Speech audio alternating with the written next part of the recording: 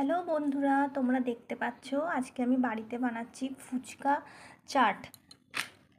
এই যে এই ফুচকাটা মধ্যে এই সবগুলো ভরে আমি আজকে ফুচকা চাট বানাচ্ছি। এটা হচ্ছে দই ফুচকারি মতন কিছুটা, কিন্তু এটা ঘরে তৈরি।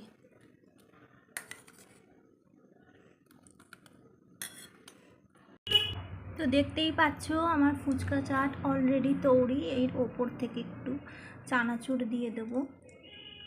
আমার ফুচকা চাট অলরেডি তৈরি হয়ে গেছে। তোমরাও এইভাবে বাড়িতে ফুচকা চাট তৈরি করতে পারো।